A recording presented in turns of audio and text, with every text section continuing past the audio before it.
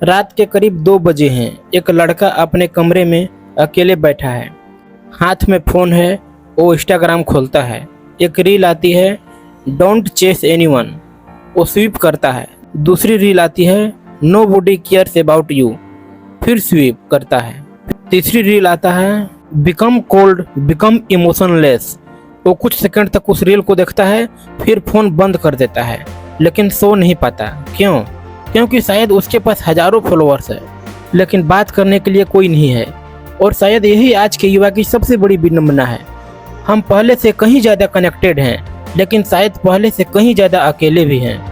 आज अगर कोई लड़का रो दे तो उसे कहा जाता है, भाई इतना वीक मत बन। अगर कोई लड़की अपने रिश्ते की समस्या बताए तो कहा जाता है, मूव ऑन कर, इतनी बड़ी बात नहीं है। अगर कोई स्टूडेंट कहे, मुझे बहुत प्रेशर महसूस हो रहा है, तो जवाब मिलता है, हमारे ज़माने में भी प्रॉब्लम थी, तुम लोगों को तो सब कुछ आसानी से मिल रहा है। यानी समस्या छोटी नहीं हुई है, लेकिन उसे व्यक्त करने की जगह छोटी होती जा रही है। तो सवाल यह नहीं कि आज के युवा इमोशनलेस हैं या नहीं, सवाल यह है कि हमने उन्हें अपनी इमोशन समझना और एक्सप्रेस करना सिखाया भी है। जब एक छोटे बच्चे को चोट लगती है तो वो रोता है, और कई बार उसे कहा जाता है, चुप हो जाओ, लड़के रोते नहीं हैं। बच्चा बड़ा होता है, स्कूल में मार्क्स कम आते हैं, वो परेशान होता है, कहा जाता है, बस पढ़ाई पर ध्यान दो, ये इमोशन बाद में देखना।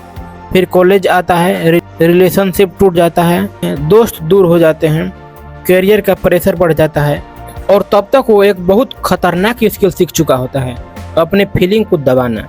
धीरे धीरे वो दुखी होकर भी हंसना सीख जाता है, अकेला होकर भी कहता है, मैं ठीक हूँ। और यहीं से शुरू होती है इमोशनल नंबनेस की कहानी। फिर कहानी में आता है एक नया कैरेक्टर, स्मार्टफोन, एक ऐसा डिवाइस जिसने हमारे हाथ में पूरी दुनिया ला दी। लेकिन इसके साथ एक और चीज़ आई, एंडलेस स्क्रॉलिंग।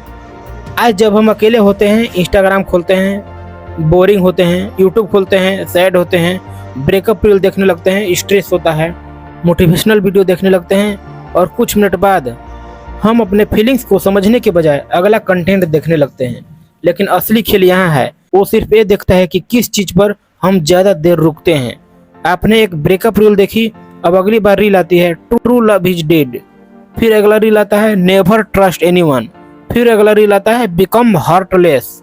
फिर आता है, गर्ल्स आर लाइक दिस और बॉयज आर लाइक दिस। क्यों? क्योंकि एल्गोरिथम को आपको हैप्पीनेस से ज़्यादा आपका अटेंशन चाहिए, और अटेंशन सबसे ज़्यादा किस चीज़ से मिलता है? स्ट्रॉन्ग इमोशन से, गुस्सा, डर, जलन, ब्रेकअप और इनसिक्योरिटी।